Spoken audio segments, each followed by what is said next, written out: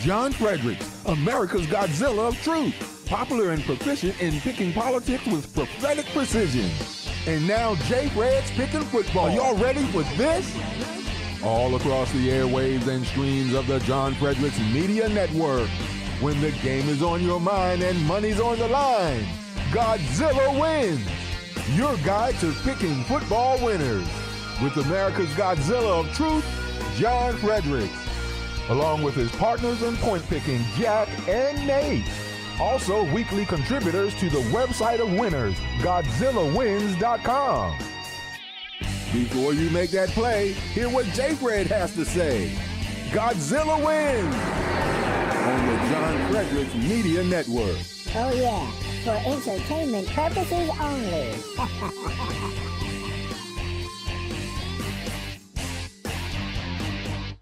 Good morning. This is Jack Fredericks here with Nate.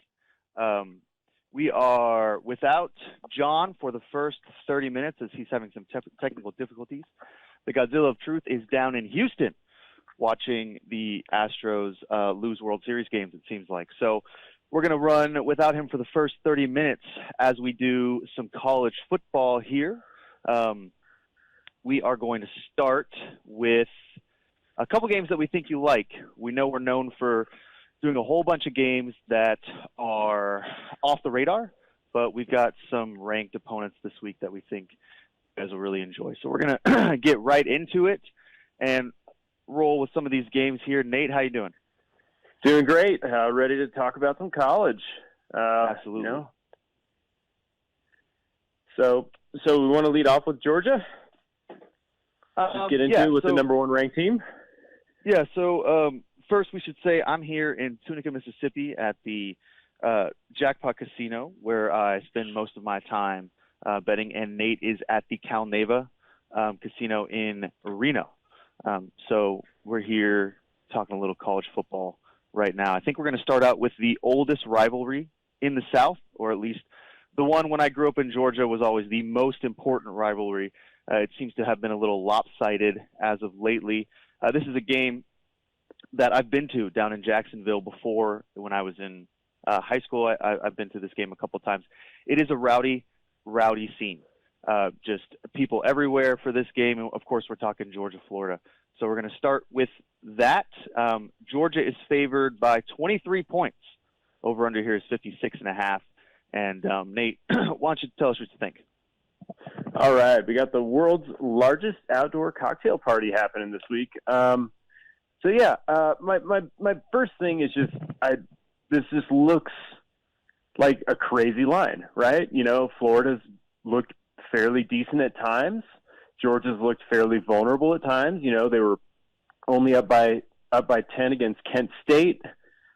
Going into the fourth quarter in a game, you know, they were down by 10 points going into Missouri or playing Missouri. You know, this has looked like not a dominant number one team. However, we have a 23-point line. Screams, take the underdog, right? Rivalry game, blah, blah, blah. But I don't love that play. I actually like Georgia here. If you want to read a really thorough breakdown on everything Georgia, by the way, go to GodzillaWins.com. Our contributor, Brian Butcher, is an absolute Georgia Bulldog fanatic. If you want a deep dive on Georgia football, please read his articles. But I like Georgia here. I like Georgia just because I think that it's a bad matchup for Florida. Georgia limits explosive plays, and that's really all that Florida's good at offensively. I think that they'll be able to hold and be able to contain Florida. They play a lot of zone coverage. They tackle really well. I think that they'll be able to prevent Florida from getting those explosive plays they really rely on as a feature of their offense. And I'm not sure that the Gators have enough on defense to be able to slow Georgia down. So I like Georgia minus the 23.5 points here. It might be 23 some places. I got 23.5 where I'm at. That's William Hill Sportsbook in the Cal Neva. But I like Georgia here just to lead it off. You'll seldom see me taking this huge points. But this just feels like a blowout to me. You know, Georgia wants this. You know, they're focused for it. You know, you can't say the same about Kent State and Missouri, who they play close, but you know, they're going to come in focused here. So take Georgia minus the points. Yeah, I have no feel for the SEC. That's my conference. It's the one I watch all the time. And what ends up happening when you love a conference is you can't see the teams clearly at all, because mostly you hate the teams that beat your team, my team, of course, being Ole Miss, or you just remember all this weird stuff that went on 15 years ago that has no bearing on the game today. So my heart would tell me to pick Florida, but my head says that Florida stinks. Anthony Richardson is just not that effective. They're getting beat by everybody. I think the other thing I like about Georgia in this game is they're looking to solidify their place as the number one team in the country and the number one team in the SEC. And Tennessee is lurking. Tennessee looks really good. Everybody's on Tennessee right now. I think Georgia comes out and absolutely thumps Florida in this lopsided rivalry. You know, the over-under at 56.5 is kind of interesting too, but I'd probably go with Nate here and take Georgia. Our expert analyst, Brian, up on GodzillaWins.com, his preview is up there. He's got the Dogs winning 38-17, so if you had to press Brian, I guess he'd take Florida, but I know him well enough to know that he would absolutely never do that. So even though he thinks the spread might not be 23, my man Brian is not hammering Florida today. I can tell you that. Never seen someone hate a team so much as Brian hates the Gators. So let's go to UCF. Nate, why don't you start us off there? Yes, sir. I mean, you know, it's well known at this point that we're like huge Cincinnati skeptics, right? We've written about it in the column on GodzillaWins.com during our Pick Six. Cincinnati just feels like a little bit of a paper tiger, right? They have a good record, but they just haven't played anybody significant, right? And that's really the sort of problem that we've had with them. You know, they're 2-5 against the spread, even though they're 6-1 overall. They're just a team that consistently sort of wins, but underperforms when they win, right? And now they're getting basically a coin flip game here against UCF. UCF's -1.5 most places that you shop. And it just looks like a spot where they finally might lose. I think UCF probably wins this outright just because they're going to force Cincinnati to be one-dimensional. UCF has a really good front seven. They should be able to stop the run and force Cincinnati to throw, which isn't sort of their specialty. And I just think that this is the spot where Cincinnati finally loses. The Bearcats have had issues with mobile quarterbacks when they face them. Arkansas rushed for a bazillion yards against them. South Florida ran for a bazillion yards playing mobile quarterbacks. This just looks like another spot where, you know, UCF is going to throw their quarterback out there and Cincinnati is going to struggle to slow them down. We were against UCF. We faded them, or we were against Cincinnati. Sorry. We faded them last week and won, barely. And this just feels like a spot where we can do it again. I'm taking UCF here, -1.5. I think they win outright against Cincinnati. Cincinnati's, you know, failed to cover a lot of times, and this is basically a coin flip game now. And I think they don't cover again, and I think that they finally lose again. So I like UCF here. Yeah, I kind of have a different take here. I think, and this is kind of dumb. I don't really recommend listening to me when it comes to this, but this is what I'm thinking. I think Cincinnati has a sort of a juggernaut effect on this conference. They have kind of emerged as the best team in the conference over the last couple of years. This is a team that really plays extremely well, and I just think I don't want to lay the 1.5 against with UCF. I just kind of like Cincinnati in this spot. I think that they probably win this game outright, and so you get the 1.5 points. I think everything Nate's saying about the front seven is all fine and good. I just think Cincinnati is probably the team that everybody in this conference looks at as the best team in the conference. So as an underdog on the road, it's not like it's hard to play in Orlando. I'm going to go with Cincinnati, and we'll roll with that. I'm also kind of mad at them because they covered, but like I don't think I knew that they covered until you just told me, even though I'm almost positive I hammered them. I just never checked. So I've been mad at them all week. We played SMU last week, yeah. Oh, yeah, that's right. We faded them. Yeah. Well, I think it was too close for comfort, and I shut it off. I'm just, you know. It was. I'm just, yeah. I'm going with Cincinnati. I think they win outright. You know, take the points and roll with the Bearcats. Bad take. Bounce House is going to be electric in Orlando. It's homecoming week, baby. Let's go UCF. I don't know where you found out if it's homecoming week. I guess you Googled how to watch UCF Cincinnati, and it came up that they were going to do the homecoming court at halftime. But I don't really think. I think Orlando probably pretty dead. So let's go to Oregon at Cal.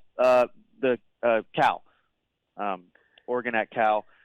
Oregon is a 17-point favorite here, coming in as a big favorite. I think Nate's got kind of a good take on this one. What you got for us? Yeah, so we got Paul's picks on GodzillaWins.com, and he's got a little bit of a different take on this. He actually played the total in this game, but I actually like a side here, so bear with me. This is, pretty typical of me in that I'm just, sort of fading public opinion here. I like the Cal plus 17, and it's mostly just because Cal has not looked awesome, right? And the Ducks are absolutely rolling. But this just feels like a little bit of a flat spot for Oregon. And I just think that Cal probably sneaks in here and just sort of just hangs around long enough to cover. I don't know why. I just sort of feel it. I like Cal plus 17 here. I like the Bears plus 17. Everything could not be going better for Oregon right now. And it just feels like at some point they're going to have to sort of stub their toe. So I like Cal. That's basically it.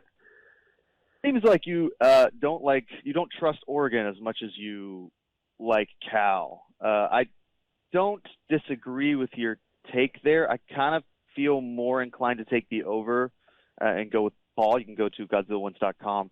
Paul's picks are up. He's got, I think, 6 games this week that he likes. He's over 500 for the season, so he's been picking pretty well. If I had to pick the game, I'd probably go with Cal as well. I just don't like laying 17 points. I get really tied up in the rivalries of these games. I've been to a Cal game at Berkeley. Ole Miss traveled to Cal and played them a couple years ago, and I went, and Ole Miss lost. So it's a rocking atmosphere over there. There's like 40 or 50,000 people, I think. I don't know how many people, but it's cold and it was dark, and people were in the stands cheering for the Bears.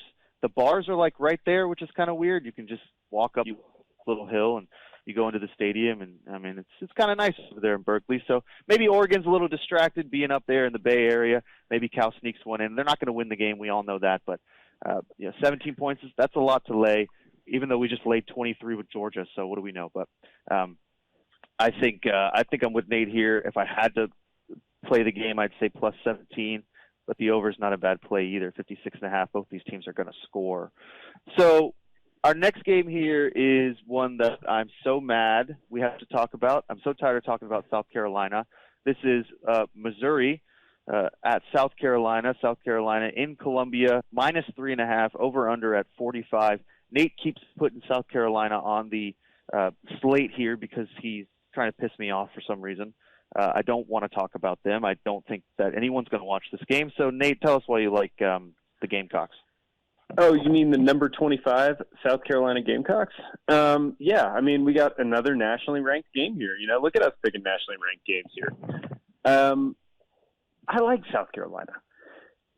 They just sort of play just well enough to cover, and they just play well enough to exceed our expectations, right? And that's the sort of teams that I love. And my big thing is that I actually played the total here, 45.5. That's a low college total, but I actually think this game probably goes under. I think we probably get one of those really ugly SEC afternoon games that we're so used to. You turn on TV and you think, oh, fun SEC game, should be good, and then it's like 14-10 for like the entire game, right? Or it's like 7-0 for the first half, and then it's like 14-10 to end, and you're like, that was the most boring thing I've ever watched. I think that's probably what this game looks like. South Carolina plays sort of a bend, don't break defense. They want to sort of just keep you on the field for a while and prevent you from scoring. And Missouri plays a really good defense as well. They create a ton of chaos out there. They get after the quarterback. They force turnovers. This just feels like a game where both defenses sort of outpace the offenses, particularly in the case of Missouri. So I actually played the under 45.5 here. I just can't really see them scoring a ton of points. So go ahead and just take the under. They'll play slow. The defenses are much better. And just, get ready for an ugly football game, or just bet it, go do something else, mow your lawn, and just come back and cash the ticket later. Well, I don't know who's mowing their lawn in November, but I guess you could pick up the leaves. I suppose, here's my problem with South Carolina. And this is just, this just goes back all the way to 2009, and just bear with me. Ole Miss is number 4 in the country. I talked about this last week, and we keep talking about South Carolina, so I have to keep bringing it up. 2009, Houston Nutt's second year as the Ole Miss Rebels head coach. There is tons of buzz. The Rebels had, I think, exceeded expectations in 2008 and won the Cotton Bowl. They were on the cover of Sports Illustrated that year. Everybody thought they were the kind of darling team. Got off to a hot start. Rose to number 4 in the country. This is not something Ole Miss has ever really experienced. I mean, the last 10 years have been good for the Rebel football program, but for the most part, Ole Miss is the bottom feeder, or definitely was during the Ed Orgeron years, stuff like that. They're number 4 in the country. Everybody on campus is feeling it. I'm going to class. I'm thinking we're going to just railroad South Carolina on a Thursday night. And I watched the whole thing on an analog television. We lost the whole game. We looked miserable. We didn't give Dexter McCluster the ball until the fourth quarter. It was just horrible, and I hate South Carolina for it. We ended up, 8-3 that year. I think we still went to a Cotton Bowl, and then things fell apart. But Jevin Sneed was my boy, my favorite quarterback as a Rebel. And so I'm not taking South Carolina because I'm still mad about that. It was like 13 years ago, and I can't get out of my head. I'm never going to pick this team. They make me so mad. I don't care that they got Beamer as the coach and that they beat Kentucky or whatever. Missouri plays South Carolina pretty close, so let's just take the points. I think Nate's probably right. I mean, it's such a low over/under that the point total is kind of interesting, but I'm going to take the points with Missouri. At some point, South Carolina is going to implode because they're not a good football team. So when you're not a good football team, you don't just keep winning games. We saw this with the Ole Miss Rebels last weekend. I know I brought them up a bunch, but I'm still mad at them because they lost to LSU last weekend. Still upset about that. South Carolina, they jumped into the rankings at number 25. They're going to lose this game, or they're at least going to fail to cover. They'll drop out of the rankings, and you'll never hear from them again. And hopefully, we can stop picking them because I'm so tired of talking about the South Carolina Gamecocks. I've never watched them play this year, and yet I'm always picking them.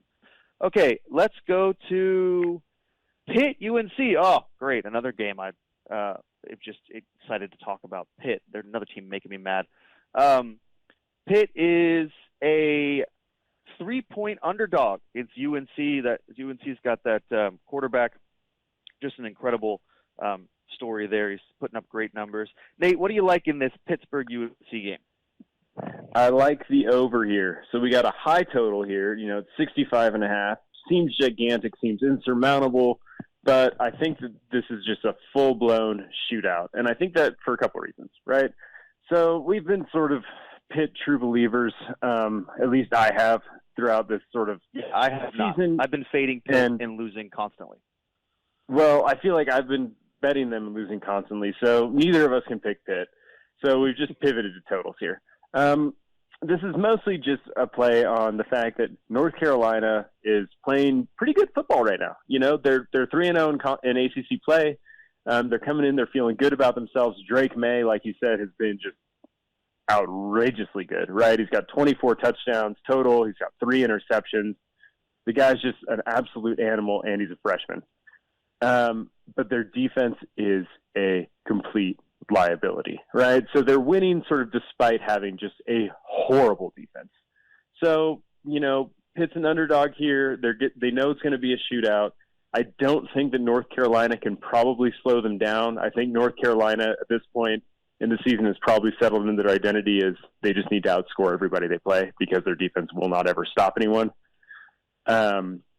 We know what sort of North Carolina has done in big games. so far in the last couple of years, which is that they've disappointed. So this game just feels like it's going to be a wild shootout.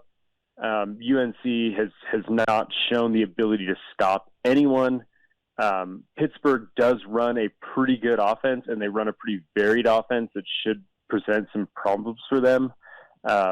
If we expect this to be a close game, it's going to have to be a shootout. So play the over 65.5 here. That's sort of what I like. Both these teams play a pretty efficient offense. North Carolina just has a horrid defense. And we know what Drake May does for UNC on the other side. So look for a lot of points here. Root for touchdowns. Let's go. I don't disagree with your take here. 65.5 is a ton of points. But, North Carolina can score 60 in any given game. So, if you think, well, North Carolina scores 58 and Pitt scores 7, or 8, you win. I think you're probably right. North Carolina can't stop anybody as well. I'm so tired of Pitt. I mean, I hammered them because I've been a Tennessee denier all season, which has worked out great for my bank account. And I hammered them against the Vols, and they got smashed. I think I lost the West Virginia game when we hammered them, and they failed to cover on Thursday night to open the season in week 0 or something. North Carolina, on the other hand, looks bad against good teams. Their defense is so suspect. Kansas scored about 100 on them. So you're right. I mean, this probably the point total is more like 70, 80. I would say the one thing I like about this game is it probably does come down to the last drive. It's just whoever has the ball. So in that scenario, I kind of always want to take the points because it's well, look, if Pitt has the ball, maybe they'll go down and score and win the game. If North Carolina has the ball, maybe they go down and they win by 4. So you're kind of left there. Normally I would take the points in that, but I hate Pitt now because they're always making me mad. So I'm going to go with North Carolina. Let's lay the 3 points. Maybe they win in a blowout. I mean, one of these teams is not as good as we think they are. So it's either North Carolina or Pitt. I'm willing to bet it's Pitt. Let's go with Drake May and the Tar Heels -3. So next game on the schedule here is Nevada at I guess it's San Jose State. Yep. Correct me if the Mountain West can be a little tricky sometimes here. Nevada traveling to San Jose State. I believe they are a plus 24.5 underdog. Woo, that's a lot of points for a Mountain West game. Over under at 44.5. Also kind of crazy. Why don't you talk a little bit about this game, Nate? Because this is kind of surprising me. San Jose State must have something going. Yeah, I mean, so, 2 Nevada alumni here on the show, right? And, I felt like I had an angle for this Nevada game. And Nevada has just been horrible. I've watched so many games this season just watching Nevada just be trash. They're 2-6. They haven't really beat anybody any good. They're 0-4 in the Mountain West, which is pathetic. And we've fallen quite a bit from, the lofty heights of when I was an undergrad there for my, 7 years of undergrad. And, even sort of post grad school there, when we had Carson Strong and Romeo Dobbs, who's now playing on Sundays, as much as even, last season, this is just not the same Nevada team. They have been dreadful, and they've just been particularly bad on offense. They rank, over 100th in most offensive metrics, particularly rushing, and this is a team that used to pride itself on the run, and they just cannot score the ball. They just can't move the ball at all. They have no passing ability, really. They try and run it. They run it really ineffectively. They average just a little bit over 3 yards a carry as a team. And this is a weird line, right? 24.5 is a ton in the Mountain West, and San Jose State has not been known as a juggernaut in my lifetime, really. So this just speaks to how bad Nevada is playing. That being said, I don't think that San Jose State is the greatest matchup, or is the worst matchup against Nevada, I guess, if you're a Nevada fan. Just because San Jose State doesn't run the ball a ton, which is really where Nevada struggles. Basically, if you want to run the ball against Nevada, you can just get yards wherever you want. But Nevada's secondary is actually decent, and that's typically how San Jose State likes to attack opponents. So what I liked here is the under 45.5. It's a pretty low total, particularly for a Mountain West conference that, isn't known for, gritty defensive teams. So I like the under here. I think it's going to be tough for San Jose State to cover the spread. I think Nevada can score at least one. So, if you only play, sides like John does, take Nevada plus the points. But I think the under is probably a little bit of a safer play just because I think that Nevada's defense probably matches up pretty well with San Jose State, and I don't think this game will get totally out of hand. I can't see Nevada scoring enough to get this game over the total. So I think that the under 45.5 is a safer play. But if you just love sides, take Nevada just because I can't see this game just being a total blowout. Yeah. That is a professional pick from our best college football handicapper right there. Any square looks at this game and hasn't watched a lot of Mountain West football like me, and you're thinking over under 44.5. Well, hammer the over. That's the Mountain West. Each team scores 40, 50 points. So that's how you fade the public right there. Look, you may have heard my dog barking a minute ago. She was born in Nevada. She lived there for a long time. She's got a lot of love for the Wolfpack, and she won't tolerate any type of Wolfpack hatred. So she's not going to allow me to do anything other than hammer that line at 24.5. Yeah, Nevada's bad at 2-6, but I mean, how good can San Jose State play? I mean, we're laying 23 points with Georgia, and you got to lay 24.5 with San Jose State. Most of y'all can't even pick San Jose State out on a map. None of y'all could tell me the mascot. I sure can't. So this is just a game where if you love to play football and you're not a Mountain West fan, like a lot of us, even though I do love the Mountain West and really enjoyed going to those Nevada games. I mean, it's freezing cold usually, and it's like the bleachers are like, I don't know, uncomfortable. But you can get like a high volume IPA, which can be kind of nice. So. Look, I think you take the 24.5. I don't know about the over-under. I mean, geez, take the under, I guess. Nate says take the under. But, yeah, I guess we go with Nevada here, 24.5, and hope that the game is not as ugly as Nate thinks it is. But Nevada has been bad. We were all over them early in the season. I think they beat Hawaii or someone pretty early, and we talked about that game, and then they fell off our radar because all they do is just get their heads bashed in. By their opponent, so not a good team. But again, Hazel, my dog, won't allow any Nevada slander. So the strength of the wolf is the pack, and the strength of the pack is the wolf. That takes us to 7:59 here.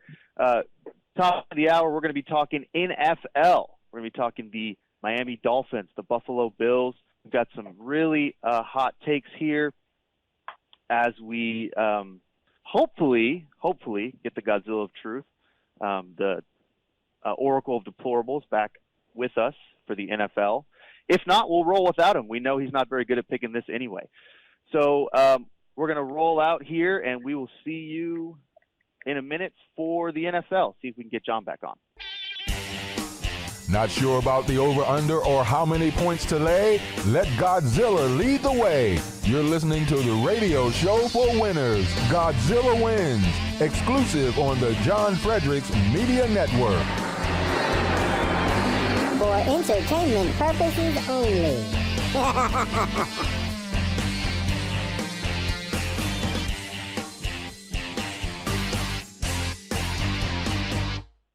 All right, people, welcome to Godzilla Wins. I'm John Fredericks. You're here with Jack Fredericks. He's in Mississippi. In Tunica, you're with Nate, our power player on college football. Just heard him there. Don't forget, go to GodzillaWins.com, GodzillaWins.com. I've got all kinds of technical issues, folks, so bear with us on the sound. No Getter Live today. Let's get to pro football. Jack, give us an update now. Where do we all stand? I wasn't ready for that. Hold on. Okay, so through week 7, this does not count Thursday night, which if you wanted to count Thursday night, you add a loss to me and Nate and add a win to to my dad, who finally got lucky on a Thursday night game. Nate is in first place, 33-25-1, 56% winning percentage. I had a horrible week last week. I'm at 35-27-1, 56%, and Dad is at 45-51-3, 45%. But of course, the Godzilla of Truth picks every game. Every once in a while, he might lay off of one, but so he's almost handicapped 100 games, and he's just one or two good weeks away from breaking 50% here. So that's where you are, Dad. All right. So the bottom line is here we're in week 8, right? Week 8, and with the win on Thursday night, I'm 5 games under 500. So I normally end each season at about 30 games up. So I feel pretty confident about going forward. It takes me a while sometimes to get started. So we got a lot of games on the card. Always good to get a win on Thursday night. I'm one up you guys. Both of you picks the Bucs. I went with the Ravens, won that game. So off to a good start. I'm going to start here with Nate. He's been all over the Jags from day one. Jags this, Jags that. Jags are at home, Nate, -2 over Denver. Well, they're not quite at home. They're in London. So, I guess they're closer to home. Yeah, but that's what they call it. The Jaguars call London their second home, right? they certainly should. They play there all the time. I don't know. I mean, Russell Wilson's just such a disaster, right? I mean, at this point we've all seen, the plane ride stuff where, it's an 8-hour plane ride to London, and he spent 4 hours of it doing high knees in the aisles while everyone slept, and then he watched film for 3 hours, and then he slept for an hour on the plane. I mean, he's just a mess, and this team sucks, right? The Broncos just aren't good. I can't really get off my Jaguars at this point, even if I wanted to. My financial liability is just such that it prevents me from doing so. I can't sell on them now. I think the Jaguars probably win this game. I'm just not in a position where I trust the Broncos at all, despite Russell Wilson's high knees. So I think the Jaguars are probably the play here. I'm assuming Russell Wilson plays, but I'll just take the Jags. They have to win a game at some point. They're too good of a team to keep losing like this. So take the Jags. What do you see here, Jack, in London? So first of all, just let me know if my service cuts out. I'm out here in the country, so. Yeah, well, we all got issues today. It's just one of those days brought on by the Astros' epic collapse last night. Verlander, just let me throw this out there. 0-7 or 0-6 in World Series, never won a game, ERA over 7, can't protect a 5-run lead, had nothing. Baker should have taken him out in the 4th inning after the double. Having said that, what do you think about the Denver game? Couldn't get through one game without talking about the Astros. I love it. Hey, Nate, what do you like about Jacksonville? Hey, I think they're going to win. Then, oh my God, Verlander. Okay, so look, I am so mad at the Jaguars because they keep losing me money. I keep betting them, and they just keep losing. They don't even cover. They just look horrible. And then what about Denver? Oh, they do the same thing for me. I hammered them last week, and they look stupid. So I like the under here, 40.5. I mean, it's pretty low total, but neither of these teams really seem to be able to get in the red zone. Denver has a very, very elite defense. We know that. I can't trust Russell Wilson. He looks like Tom Brady kind of. They're just missing receivers. These guys are wide open, and they're just throwing the ball out of bounds, like 6 feet above their heads. I don't really trust the run game for either one of them. If I had to play it, I'm going to say under. It's not my favorite game. It's at 8:30 in the morning, so for me anyway. So I'd say let's go with the under 40.5. Well, look, Jacksonville wins in London. I don't know what their record is, but every time I put them on and they're playing, they call that their second home. I mean, I bet against Denver. They keep somehow winning or covering. This team is pathetic. They're absolutely pathetic. And I don't know what Russell Wilson was doing yesterday or 2 days ago, Nate, on that plane. And then, it leaks out to the media, and that's not leadership. And you know how I feel about this. Leadership, culture, all this stuff matters, especially when you're playing a 17-game season. It just matters. And if you don't have the right leadership, I mean, he's playing like crap. You know, what he ought to be doing on the plane for 9 hours is studying game film. And instead he's playing around like he's not taking the series seriously. Maybe he thought that would make them loose, perhaps. But I'm gonna go with the Jags, laying the 2 in London, which is their second home. You know, they've not played poorly, Nate, but they've not really played great, and it's just hard to have a lot of confidence in this team. And I know you picked them to win the division. This team is not going to win the division. They got an okay defense. They got an okay offense. They got okay special teams. Everything is just kind of okay. You can't consistently win in the NFL okay, but Denver, I can't bet a guy that's doing heinies for 4 hours on an 8-hour plane when he can't get the ball in the end zone. So I'm going to take the Jags -2. Okay, Pennsylvania, big game. Pittsburgh going to the Eagles. Eagles look unstoppable. You know, Steelers basically don't have a quarterback. Eagles are 10.5. I'm going to start with Nate. Yeah, I mean, so this is a game that, you know, we got the all Pennsylvania game, right? The Steelers just look like they're just not good. And they just look totally outclassed by this Eagles team, especially. I mean, the Eagles are really good.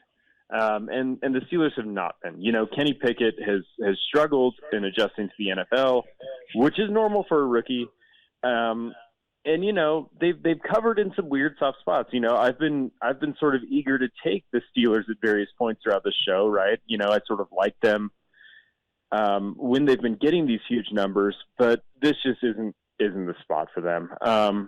You know, the Eagles team probably matches up closer to, you know, the Bills who they've played. Wait. Let me get this straight. Are you? And by the way, I just Mike figured out my Comrex access remotely, so we'll go to that after this game. Go to a quick break from our sponsors.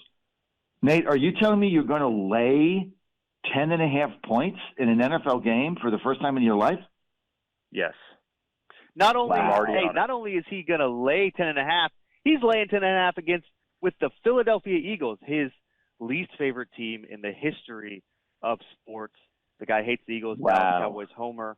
I mean, this is just, I don't know, maybe it's just been a long night for him. He hasn't slept and he's just delirious. But this is just absolutely something else, you know, 10.5. Wow. So, look, I'm with him. I love the Eagles here. I think had the Bucs not played on Thursday night, I'd be like, oh man, Steelers 10.5, beat the Bucs, trending up. Mike Tomlin's a beast with the cover, but you know, then the Bucs played and they looked horrible. So that Steelers win doesn't look as good. Let's go with the Eagles here. I'm with Nate. Let's lay 10.5. Hey, it's a new day. Philadelphia's rocking anyway. Something special going on in that city, winning World Series games. The Eagles are like undefeated or whatever. So just go with the Eagles. Listen, I'm going to go counter, you know, Mr. John Fredericks, lay the wood. I'm taking the Steelers here. And I'm taking them because why not? And I'm not taking them because of 10.5. I think they can win the game. This is the letdown game for the Eagles, playing the Steelers. Absolutely letdown game. I mean, it's hard for them to take this team that seriously. But I'm telling you, these games, you're watching these games. These rivalry games are always competitive. And, you know, as you said last week, Nate, week after week, I mean, Pittsburgh as an underdog, that coach, you know, finds a way, you know, to win these games or to cover. You know, this is the Pennsylvania game, Pittsburgh or Philadelphia, Eagles or Steelers. I think it's going to be a tougher game than meets the eye. I'm going to take the Steelers and the 10.5. All right, we're going to go to a quick word from our sponsors. I got my Comrex back up remotely. Michael, I figured that out. Let's go to a quick word from our sponsors. John, Jack, and Nate will be right back. You're listening to Godzilla Wins on the Fredericks Media Network. For a deeper dive without the jive, visit the website of winners, GodzillaWins.com. Let's get back to the show with the guys in the know, John, Jack, and Nate. It's Godzilla Wins on the John Fredericks Media Network. No, I love that roar of the Godzilla. Go to GodzillaWins.com. That's GodzillaWins.com, and you're good to go. Okay, we're counter on the Eagles Steelers. I got the Steelers plus 10.5. This is just going to be a close game. Let's move on. Patriots going to the Jets. Oh my God, the Jets battling for first place. Who would have ever thought? But New England's a funny team. I don't know who their quarterback is. I don't know what defense shows up. I don't know what Belichick does. All I know is the Jets are going out there and winning every single week. Why are they a 2.5-point underdog at home? I mean, you're looking at this game. Why is New England favored on the road? That's the question. I'm going to start here with Jack. I think, a lot of it's the Bill Belichick effect. I mean, this is like we're all running into this Tom Brady, Belichick, Aaron Rodgers trap where, I keep hammering the Bucs because I think, well, Tom Brady's going to figure it out. I think the same thing here. It kind of feels like Vegas is baiting people into taking the Jets. Everybody looks at the line. Oh, the Jets are 5-1 or first place or whatever. They're at home, 2.5 points. I'm taking that. So I'm going to fade the Jets here. Go with the Patriots. I know they did me wrong on Monday night, but the Jets have an incredible young secondary, and they play pretty good defense, but I just don't trust the quarterback here. I think at some point the Patriots probably get back on track. The Patriots also have a really dirty secondary. The problem with the Patriots is that they can't stop the run. That's the biggest issue. That's why the Bears scored so many points. And I don't think the Jets are going to run the ball as effectively as the Bears did. So I'm going to go with the Patriots here, lay the 2.5, stick with Belichick. Nate? Yeah, I'm with Jack. And it's for mostly the same reasons, right? So the Patriots had trouble against the run against the Bears. We saw that on Monday night. And I'm not sure that the Jets are going to be poised to exploit that running defense just because Breece Hall got injured, who was an absolute stud at running back for the Jets. He was really just driving the offense. They just gave the ball to him, and the guy was just electric. He tore his ACL. He's out for the season now. And all of my Breece Hall Rookie Offensive Player of the Year tickets are in the dumpster, which I had many of. So, this just looks like a game. It looks like a game that the Jets lose. They're adjusting their new offense without their best offensive player. And Zach Wilson's fine, but this is a spot where Bill Belichick again can just sort of hone in on the weak spots. And I just think the Patriots probably get right here. Bill Belichick tends to be really, really good against the spread after he gets blown out. I know Jack says that we're sort of going through this new era of what all these trends look like, but I'm willing to trust Belichick here. I'll lay the points of the Pats as well. Look, I think we're on the same page. This is an easy game to bet the Jets at home and take the 2.5, especially because we don't know what the New England quarterback situation is. And, one game they play really well, another game they don't. But I'm going to take New England here on the road, laying the 2.5. This is a field goal. And you're right. We're all weaned on Bill Belichick winning these kinds of games. We don't know really how good the Jets are or how good Zach Wilson is. My really instinct gut tells me, the Jets are the play here, but I kind of agree with Jack on this one. Vegas is baiting you into this bet. This is a bait bet. And, a lot of public money is going to go on the Jets. They're, kind of a favorite. You got the one guy that bet in Vegas that I was reading in Harris or something. He bet $10,000 on the Jets to win the Super Bowl at 400 to 1. So he could win like $4 million or something. So look, there's a lot of fan favorite money on the Jets. I'm going to go with the Pats minus 2.5. All right, let's go to Dallas. Dallas 10 over the Bears. Obviously here we have to start with Nate, who's an unabashed Cowboys fan.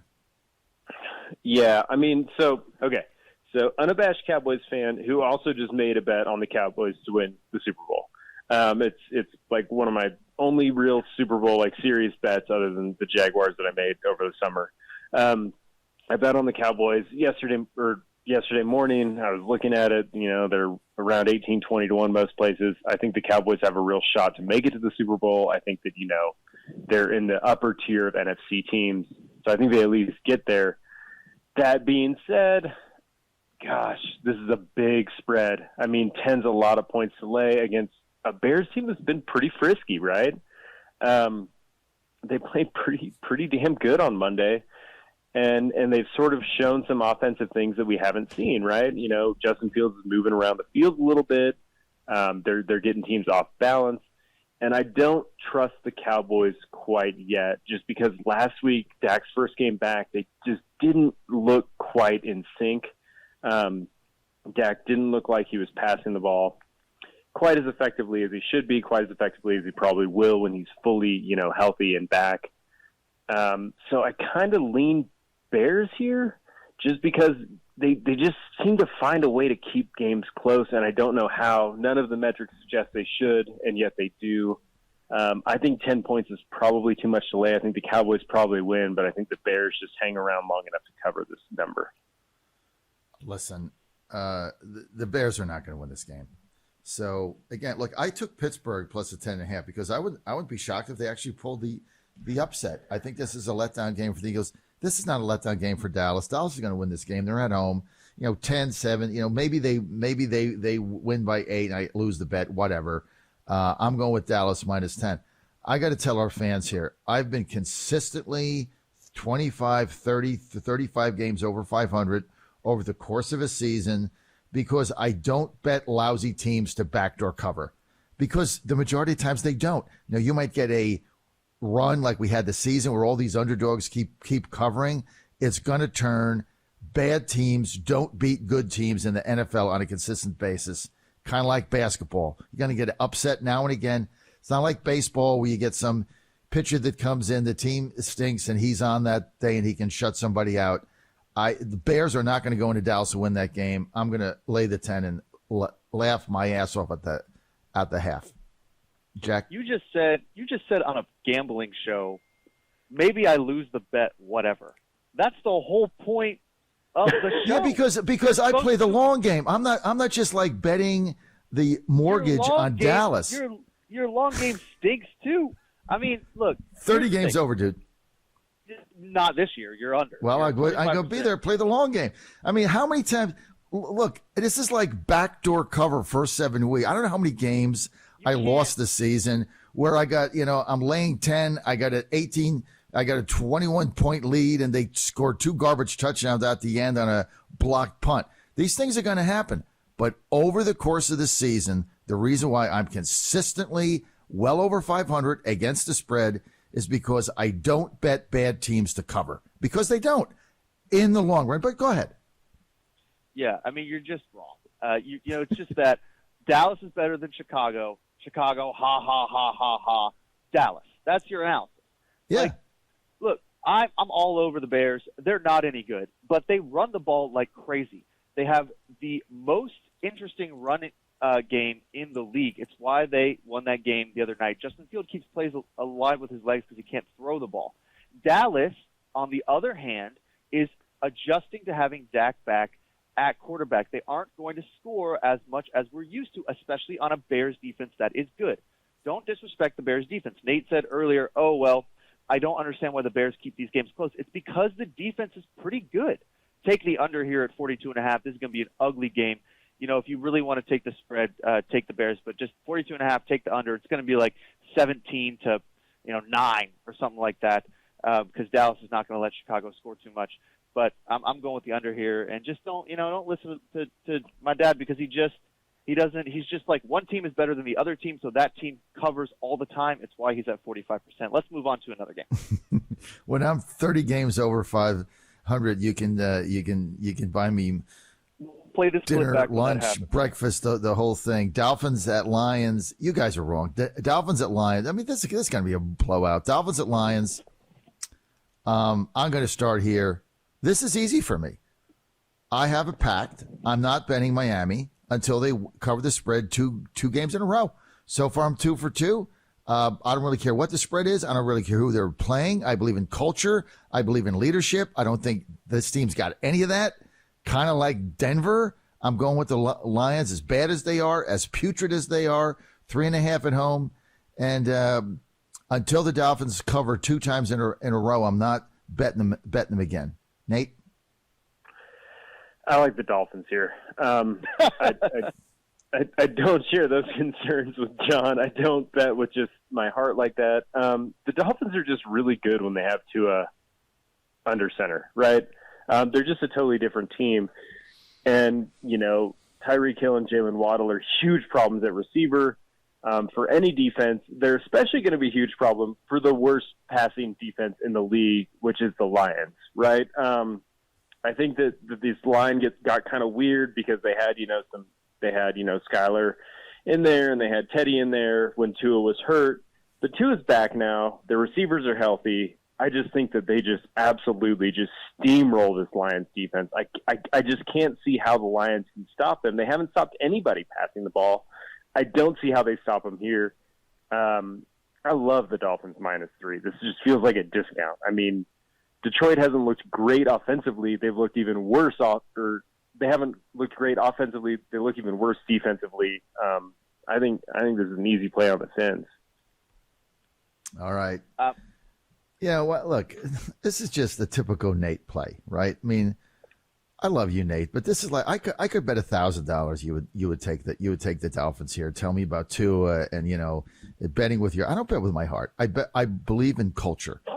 I believe in leadership. Don't bet with your head. No, I bet with my head. That's why I'm a consistent winner, right? But look, the Lions suck. This game, you look at this game at 3.5, and who the hell can bet Detroit when they're pathetic? And the Dolphins are everybody's chic peak now. Go win some games with that team that almost put your quarterback in the hospital for an extended period of time because they don't care about their players. Go ahead and beat me. Jack, go ahead. Oh, I love the Dolphins here. I'm all over it. Look, Miami, okay, so here's the problem. The problem is the defense. Both these defenses are bad. Detroit's defense ranks last in everything. Miami's defense is pretty bad unless you're running the ball, and Detroit doesn't really run the ball. Both are ranked near the bottom in touchdown red zone scoring. So defensively, when they get in the red zone, when the other team gets in the red zone, the Dolphins and the Lions give up a touchdown like 70% of the time.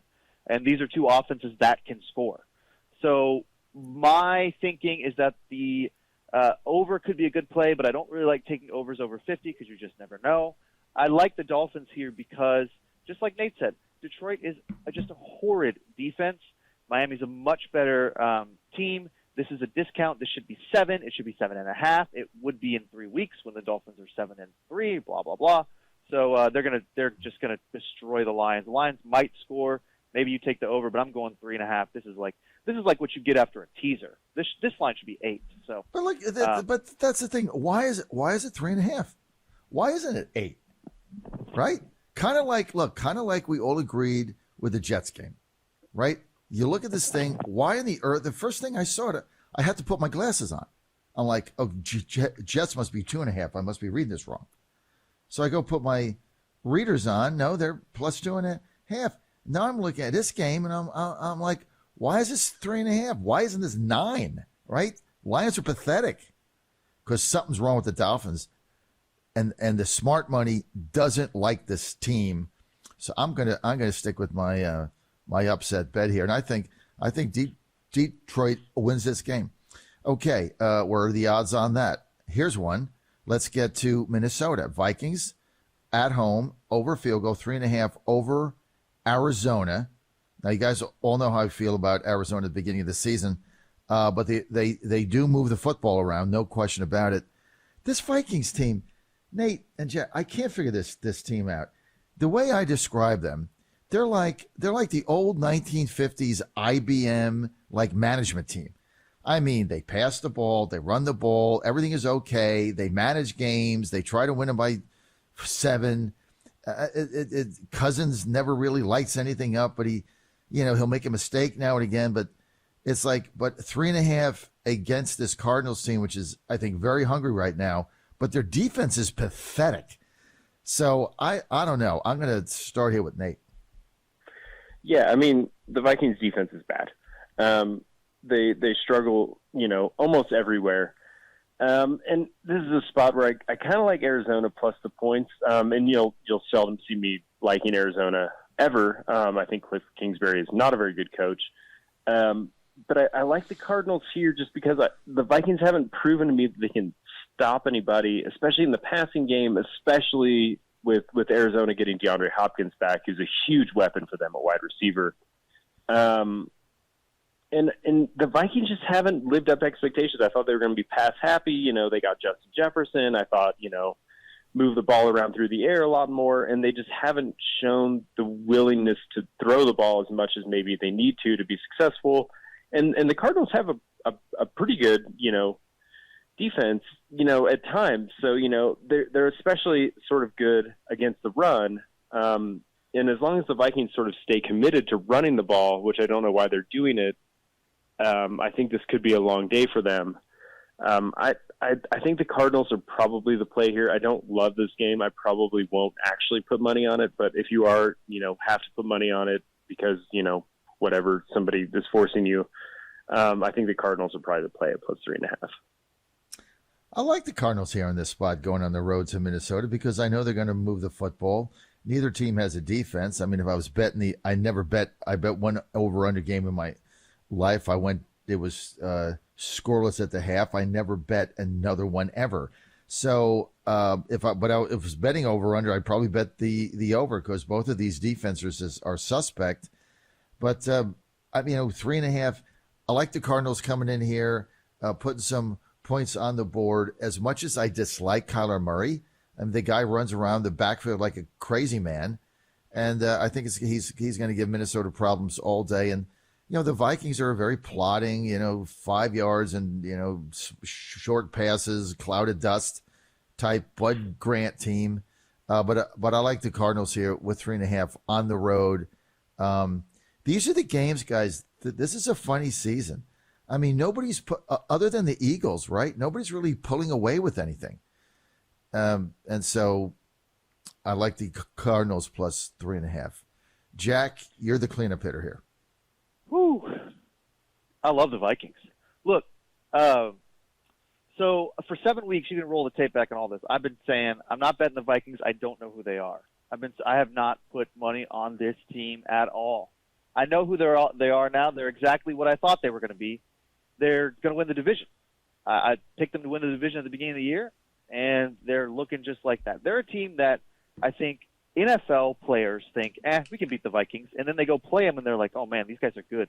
Like, they hit, they block, they're super physical. Like, this is annoying, kind of like the Titans.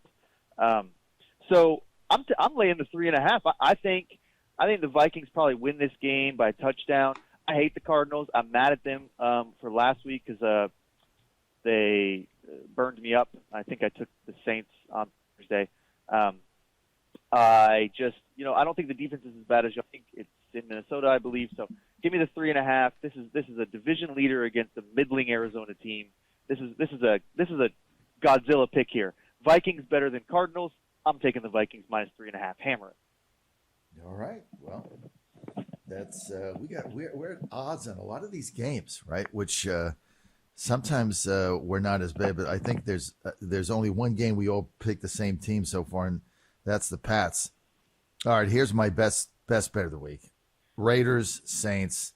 I'm all over the Raiders, guys. I'm all over the. I think they're back. I think they're going to go on a roll. They just got off to a hard start. Bunch of games that they could have won. They got beat. I don't know what kind of team New Orleans is. They show up 1 week. 1 week they don't. 1 week they have a good defense. 1 week they don't. I love Derek Carr here coming to New Orleans. The Raiders need this game. Look, that division's still wide open. I mean, you look at the West, right? Kansas City's got the lead. Raiders still got a shot to get in the playoffs. Still got a shot to win the division. It's wide open, right? The Chargers aren't what they thought they were. Denver's a bust. So you basically, you got Kansas City there sitting on top of the world.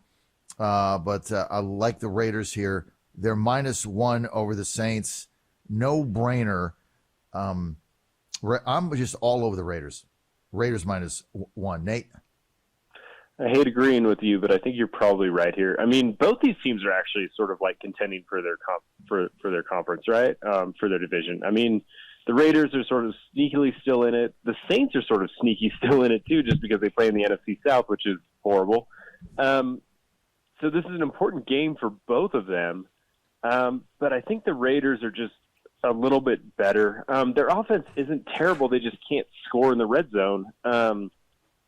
I like the Raiders here just because the Saints just look a little bit fluky to me. You know, they've pulled off some sort of weird wins at the end. They've sort of come alive in the fourth quarter in games that has been sort of strange and seems unsustainable. So I'll side with John here. I like the Raiders. All right, Jack, you got a cleanup hitter again. Raiders. All over the Raiders. Look, I don't trust Andy Dalton. I mean, this game's basically pick 'em. You know, it's not like I have to lay 6. I just got to lay 1. Andy Dalton threw 2 pick sixes in under 2 minutes. I watched that game on Thursday, and I took the Saints, and I'm not doing that again until Jameis Winston comes back. The Saints could be like 0-7. I mean, they're just not that good this year. They do have a pretty good defense. And Nate's right. The Raiders have a lot of trouble scoring in the red zone, but again, you're only laying a point. So I think the Raiders easily win this game. The Saints are just no good. Nobody in the NFC South is any good. They don't want to win any football games. So let's all take the Raiders here, and this seems to be a pretty consensus. That's my best bet of the week. Raiders -1. All right, we're going to lead off with Jack here. He's all over the Falcons. Panthers, fire sale Panthers. This game, the game last week, they absolutely manhandled Tampa Bay 21-3. I think I laid 15, 20, 22. I don't know what I laid. I mean, I was shocked at that thing. I mean, they fire sailed the team. McCaffrey's gone. You know, they're playing for next season. They're playing for draft picks, basically. Now they go on the road to an Atlanta team that's very surprising. Got beat last week. -4 in Atlanta. We'll start with Jack. Well, so Atlanta's defense is ranked near the bottom in a lot of categories right now because they got burned up last week by Joe Burrow. I mean, I think they let up 45 points. Really uncharacteristic of that defense, but it does give me pause, give me a little bit of worry. However, the Bengals are an explosive team with Jamar Chase and Joe Burrow at quarterback, and at some point the Falcons were just going to lose one. I don't see that happening here with the Panthers. I mean, the win last week is definitely, we should give the Panthers props and credit after, firing Matt Rule and getting rid of Christian McCaffrey. They come out fired up and they beat a really, really bad Tampa Bay team. But Atlanta still can control the clock with the run. They got a great offensive line. Arthur Smith just runs the ball, and when you think he's going to pass the ball, he runs the ball some more. And the defense isn't as bad as the statistics are showing. I just don't see the Panthers dialing up go routes and just hitting the end zone like the Bengals were. -4 is kind of a gift. It's 4 is an awkward number. You'd rather get 3, 6, or 7. I'd love to lay 3 here, but I'll lay the 4 points and just stick with the Falcons. I mean, they're like 6-1 against the spread, so they lose 1 week and the Panthers win. I think an overreaction is Falcons stink. Panthers beat the Bucks. Hammer the 4. But I think we all know that this game is probably – look, if the Falcons can't win this game, or if they can't win by 4, then they really have no business competing for the division title, and we're not going to get off of that because we got a big old futures bet on them winning the NFC South. So Falcons -4. I love that analysis at the end. If they can't, at home, beat a Panthers team that's basically playing for next season's draft choices in the middle of a fire sale, if they can't win this game at home, they really are not a contender, to win the division or win anything else or get in the playoffs. I think this is a must-win game for them that they have to say, hey, we're legit. We're too legit to quit. That's why I like, with Jack, Atlanta here, -4. But I think you're right, too. They don't have anywhere the explosive offense that the Bengals did. So I'm going to go with the Falcons -4 with Jack on this one. Nate, you're up. We are unanimous again. I love the Falcons here. This is my favorite play of the week. I laid 6 points like an idiot earlier in the week with the Falcons. I like 4.5 here, 4, whatever you get. Take the Falcons. The Panthers, that was just a fluky game against a Bucks team that we know now is not good. It was a weird game. PJ Walker's still getting used to being a starting quarterback. Chuba was in for for McCaffrey, that was a fluky game. Teams are going to get film on them. There's always that kind of bump when you run into a bunch of unknowns like this Panthers team, but it won't be sustainable. I don't think they have the offense to exploit the Falcons' sort of vulnerabilities. PJ Walker is not Joe Burrow. So I like the Falcons here. The offense is for real. Go Falcons. We're unanimous with the Falcons. Okay, I'm going to lead off. Tennessee Titans going to Houston. Hopefully, when they play there, this series, the World Series, will be tied at 1 after that gut-wrenching defeat last evening. But you just got to put that out of your system and move on. Tennessee -3, going to Houston. I'm not even going to pretend to tell you any analysis other than I love this team. I've been a Titans fan, Jack knows, since they were the Oilers.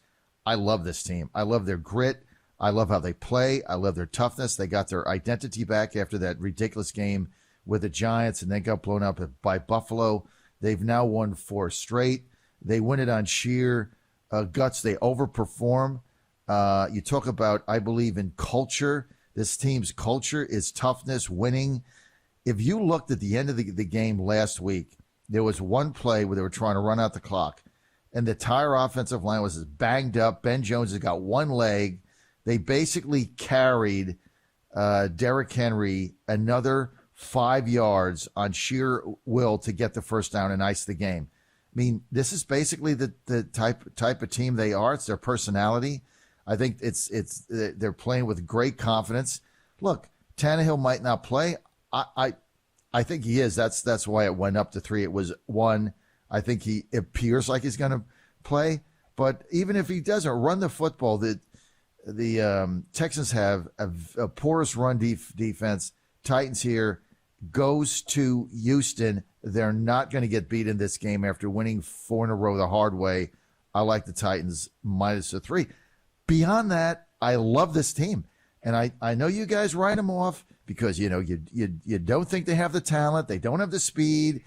On paper, they're not that good. They're all banged up. But I tell you what, week in and week out, the Titans go out there and win games. I don't know how they do it, but they do it because of their culture. And I got to give all the credit to Amy Adams, who I think is the best owner in the NFL. Jack? You talk about the Titans like John Steinbeck writes about the Great Depression. Like just the most romantic, way to think about a team. I love the Titans here. I don't care if Tannehill plays or not. Tannehill stinks. What do I care? I got this at -2.5. So I grabbed it. It went back up to 3 because it looks like Tannehill might move even a little bit more. I've been off the Titans all year, but this is a pretty easy cover for me when they're playing a Houston team that's just not very good. Tennessee's a physical team. It is a divisional game. Tennessee does lose to Houston a lot when they shouldn't, but you got to trust the process here. Tennessee's going to end up probably winning the division and being the 3 seed against all odds, even though we think that they stink. So I'm going to take Tennessee -3. I already hammered them this week. Well, I hammered them at -2.5, so I grabbed them a little bit. But even at 3, I kind of like them. Doesn't matter if Tannehill plays or not. I mean, it's just it's irrelevant who plays quarterback for the Tennessee Titans. It just doesn't matter. So -3. I'm telling you guys, this team is something special, and they're not. Those of us that are special. They're very, very, very special. I love this team. You say what do you say? I have a romantic. Very special. I love this. I love I love this game last week. That's because you're a Titans fan. That's why you love them. Yeah, but I love my team, but that doesn't, sometimes they don't play very well. But there's something, I love the entire culture they've built, what they've done. They don't take any crap. I love Rabel. If you saw the scene on Twitter, I tweeted out yesterday where he's hugging Ben Jones, going down a tunnel. It's special. Okay, Nate. I like the Texans. You guys are wrong. That's just the bottom line. I mean, Malik Willis is a massive downgrade. I know you don't care if he plays quarterback, but you should because he's not going to be as good as Tannehill. So until we get more quarterback news, I think the Texans is the only way to play it. I mean, Titans are like fine, I guess. But the Texans have been surprisingly sort of game. This is a tough divisional game. I don't trust Malik Willis, who is 1 for 4 in mop-up duty against Buffalo, and his only sort of NFL snaps. Give me the Texans. Just mop-up duty. Yeah. If you're John's bookie and you're listening, just line the Titans at -20 every week and just dare him to bet it, because he can't say no. You got to go. Line him at -1 and have the juice like -450, and he'll bet 100 to win $4. So you just gotta look. You gotta look at that video that somebody captured. I put it on Twitter of Rabel hugging Ben Jones and crying. Well, I tell you what, these are two grown men. Look, guys, these are two grown men crying going down the tunnel. And two grown men crying doesn't make me bet a team. No, because it's football is emotion. They're crying in week 7 because they're surprised they're winning football games. Look, the Giants Seahawks 425. This is a huge game for us. Let's talk let's talk some football that actually matters. Giants +3 all over this, second best bet of the week. How can the Giants be a 3-point underdog? The team is 5-1. All they do is win. All you guys keep telling me is how bad they are. That this is the worst 5-1 team in history. This is the worst 4-1 team in history. This is the worst 3-1 team in history. This is the worst 2-1 team in history. They keep winning. They're 5-1. They're going to go to Seattle and win again. This team they believe. You guys don't get culture, emotion, things coming together. This team, yes, they're not that good. Yeah, you give me all the stats you want. They keep winning football games. They're going to Seattle. Screw the Seahawks. I love the Giants in this game. They're going 6-1. Take the 3. Jack. Yeah, look, I love the Seahawks here. Dad loves the Giants because he's from Jersey, and he just hides the fact that he loves watching the football Giants win football games. Even when they beat the Titans, he still kind of has a romantic tie to the Giants. We love the Seahawks here. We are Seahawks fans. The Seahawks win games. Their defense is figuring it out. Geno Smith is one of the top 5 quarterbacks in the league. They move the ball. They get in the end zone. Pete Carroll's just a monster when it comes to coaching up these teams. Seahawks, baby. This is easy. This is the time. This is the week the Giants fall -3. Nate? Oh, my God. Seahawks all the time. I mean, I am the biggest Seahawks believer in the world.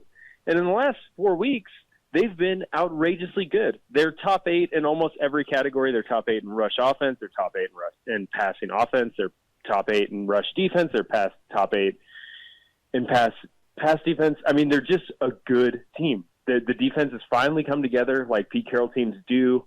Seattle is my favorite team in the world. I think I have 11 jerseys coming. I got the entire offensive line that I'm going to wear. Geno Smith, they're just unreal. I could not be happier to be a Seahawks fan right now. They're my favorite team in the NFL. I will never bet against them ever again. Seahawks -3. They roll against the Giants. You guys are unbelievable. I mean, you just keep betting against the Giants. They keep winning. This is I've been taking the Giants every week. I've been on the Giants before you. I took the Giants against the Titans. I've been making tons of money on the Giants. I took them against the Packers.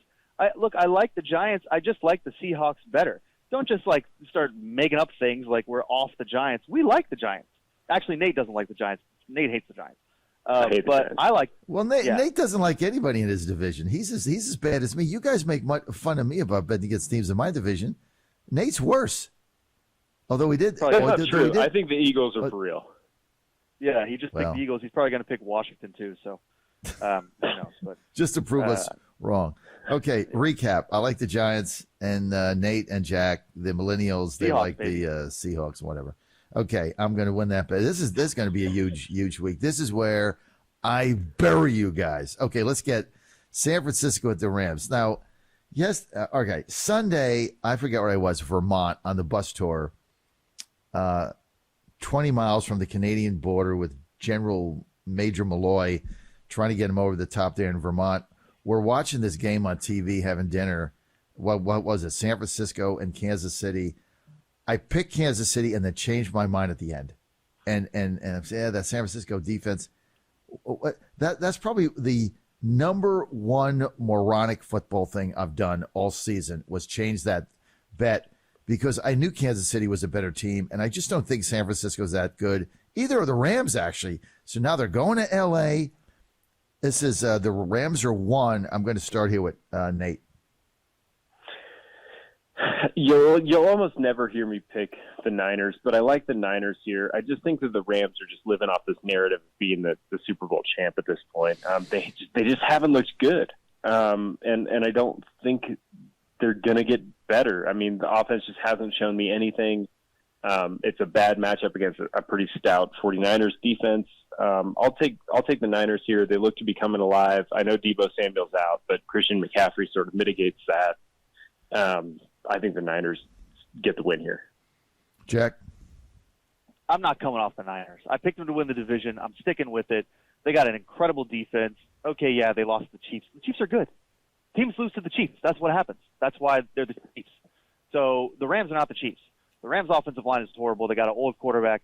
They can't score, and their defensive line doesn't look as good as last year. I'm going with the Niners. It's going to be a close game. You only have to lay a point.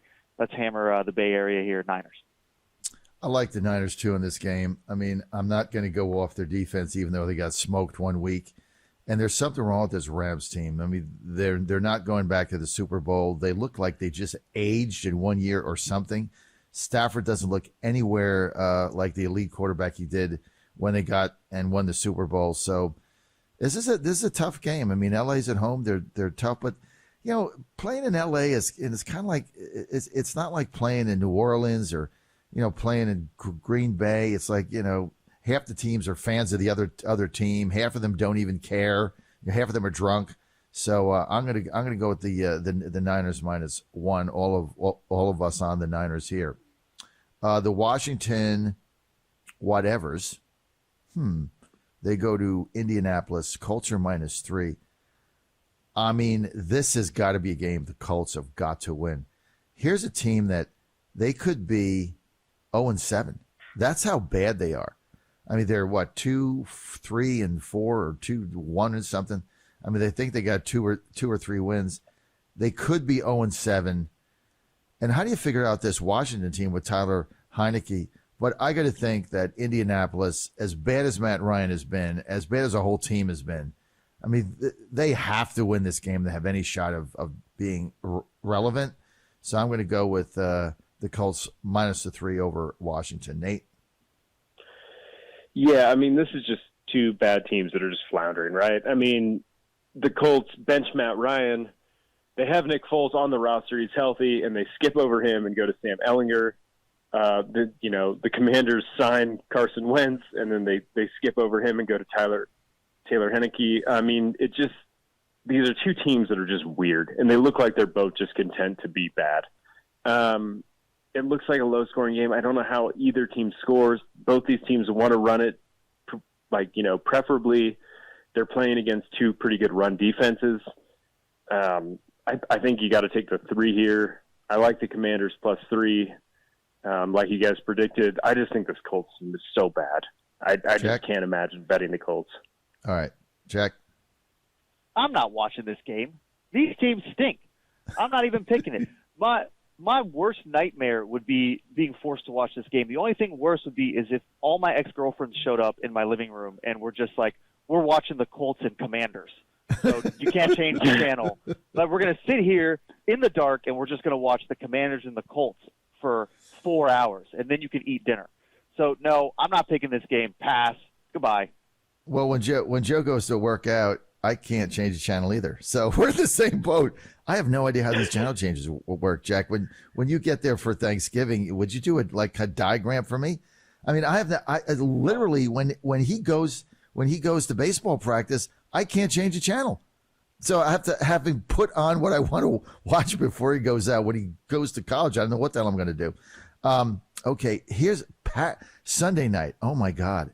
Packers go to Buffalo. Buffalo's a 10.5-point favorite. Can you believe this, guys? 10.5-point favorites over the Packers. We got 3 minutes and 2 games. I'll start with Jack. I wish they had flexed this game and put it at 4 and put the Giants Seahawks as the Sunday night game, because I think it's probably going to be a blowout. I'm not going to lay 10.5. What I did personally was I teased it with the Bears Cowboys and got both of those lines to a little bit more manageable. If I had to play this game, I would probably play the Bills. I just can't trust the Packers. Nate? Bills. I mean, you'll seldom see me lay the big points. I did it twice this week. The Bills are the play here. The Packers just stink. I just don't think they're going to get their problems figured out against the Bills. I agree. I have no problem laying the 10.5. There's something wrong with the Packers team. I think the whole Aaron Rodgers thing, which I thought was kind of funny at the beginning, you have to earn your way into my huddle. I think now it's backfired on him. People, the players don't want to play for him. He's whining, and the team stinks. And so, I'm gonna go with the Bills minus 10.5 as well. Although, I'm not totally convinced this is a good bet. So I might change off that and have a no bet by this afternoon. Okay, we got 2 minutes. Bengals Monday night at Cleveland. Bengals -3. Joey Burrow on fire yesterday. He's heating it up now. They're all cylinders. Bengals looked great last week in blowing out Atlanta. I like the Bengals -3. Nate? I like the Bengals too. They just looked so good against the Falcons. They look like they finally figured out what they're doing. The offense just looked electric.